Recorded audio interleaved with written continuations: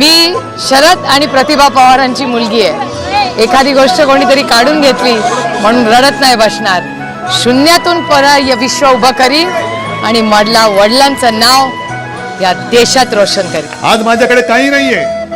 आपला पक्ष त्यांनी चोरलाय नाही, धनुष्यबाण चोरलंय. कशाला माझे वडील चोरण्याचा प्रयत्न केला? अरे तुम्हाला वडील नाही? माझे वडील कशाला चोरतात? माझे वडील माझे वडील आहेत. चोरतात माझे वडील माझे वडील आहेत. त्यांना रडत बघायची सवय मला खूप आहे. अरे माझा पक्ष चोरलात, सगळं चोरलं, मग आता माझ्या लोकांच्या मागे का लागता? रडारड ही काय नवीन नाहीये, जुनी आहे. पक्ष चोरला, चिन्ह चोरला, आणि तुम्ही माझा बाप चोरून, म्हणजे तुम्हाला चोराला बाप सुद्धा माझा लागतो. अनेक वर्ष मी पाहत आलेलो आहे.